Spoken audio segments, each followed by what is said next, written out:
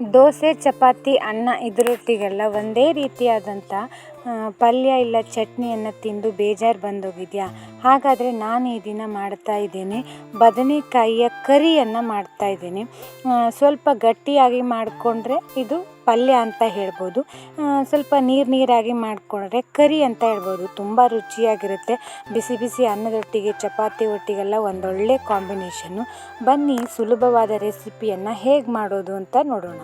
ನಾನಿಲ್ಲಿ ಮೊದಲಿಗೆ ಒಂದು ದಪ್ಪ ತಳದ ಪಾತ್ರೆಯನ್ನು ತಗೊಂಡು ಅದಕ್ಕೆ ಒಂದು 4 ಚಮಚ ಆಗುವಷ್ಟು ಎಣ್ಣೆ ಹಾಕಿದ್ದೀನಿ. ಎಣ್ಣೆ ಸ್ವಲ್ಪ ಹೆಚ್ಚಾಗಿರಲಿ.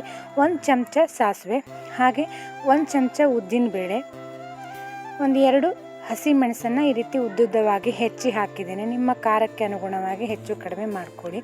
ಒಂದು 2 ಕಡ್ಡಿ ಆಗುವಷ್ಟು ಕರಿಬೇವು, ಒಂದು ಚಿಕ್ಕ ತುಂಡಾಗುವಷ್ಟು ಶುಂಠಿಯನ್ನು ಸಣ್ಣದಾಗಿ ಹೆಚ್ಚಿ ಹಾಕಿದ್ದೇನೆ. ಹಾಗೆ ಇಲ್ಲಿ ನಾನು ಒಂದು ಅರ್ಧ ಕಪ್ ಆಗುವಷ್ಟು ಈರುಳ್ಳಿಯನ್ನು ಉದ್ದುದ್ದವಾಗಿ ಹೆಚ್ಚಿ ಹಾಕಿದ್ದೇನೆ. ಅಂದರೆ ನಾನಿಲ್ಲಿ 2 ಈರುಳ್ಳಿಯನ್ನು ಬಳಸಿದ್ದೇನೆ. ಈರುಳ್ಳಿಯ ಕಲರು ಚೇಂಜ್ ಆಗೋ ತನಕ ಹುರ್ಕೊಳ್ಳಿ.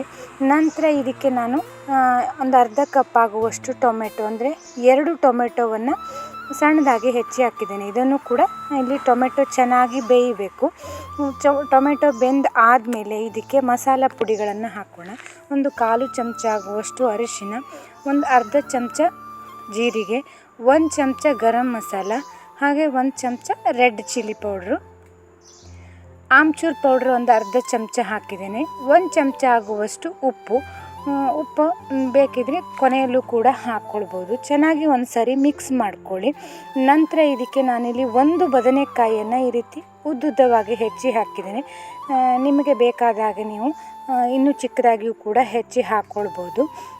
ಚೆನ್ನಾಗಿ ಮಿಕ್ಸ್ ಮಾಡಿ ಇದಕ್ಕೆ ನೀರನ್ನೆಲ್ಲ ತುಂಬ ಹಾಕೋದು ಬೇಡ. ಚೆನ್ನಾಗಿ ಮಿಕ್ಸ್ ಆದಮೇಲೆ ಇದಕ್ಕೆ ನಾನಿಲ್ಲಿ ಒಂದು ಚಿಕ್ಕ ತುಂಡಾಗುವಷ್ಟು ಬೆಲ್ಲವನ್ನು ಹಾಕಿದ್ದೀನಿ. ಹಾಗೆ ಒಂದು ಅರ್ಧ ಕಪ್ ಆಗುವಷ್ಟು ನೀರು.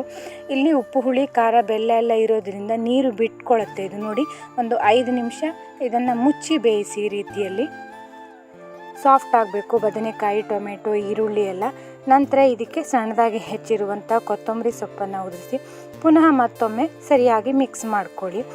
ಬೆಳಗಿನ ತಿಂಡಿ ಅಂದರೆ ದೋಸೆ, ಚಪಾತಿ, ರಾಗಿ ರೊಟ್ಟಿ ಇಂಥದ್ದೆಲ್ಲ ಮಾಡಿದಾಗ ಅದರೊಟ್ಟಿಗೆ ಮತ್ತು ಮಧ್ಯಾಹ್ನದ ಊಟಕ್ಕೆ ಅನ್ನದೊಟ್ಟಿಗೂ ಕೂಡ ಒಂದೊಳ್ಳೆ ಕಾಂಬಿನೇಷನ್ ಸ್ನೇಹಿತರೆ. ನೀವು ಒಮ್ಮೆ ಟ್ರೈ ಮಾಡಿ ನೋಡಿ. ಮತ್ತು ಇದೇ ರೀತಿಯ ಹೊಸ ಅಡಿಗೆಯೊಂದಿಗೆ ಮತ್ತೆ ಭೇಟಿಯಾಗೋಣ. ಅಲ್ಲಿಯವರೆಗೂ ಪರಿಶ್ರಮ ಕಿಚನ್ ಒಳಗಡೆ ತುಂಬ ಅಡಿಗೆಯನ್ನು ಮಾಡಿ ಹಾಕಿದ್ದೀನಿ. ನೀವು ಹೋಗಿ ಒಮ್ಮೆ ನೋಡಿ. ಯಾವುದಾದ್ರೂ ಇಷ್ಟ ಆದರೆ ಖಂಡಿತ ಟ್ರೈ ಮಾಡಿ. ಧನ್ಯವಾದಗಳು.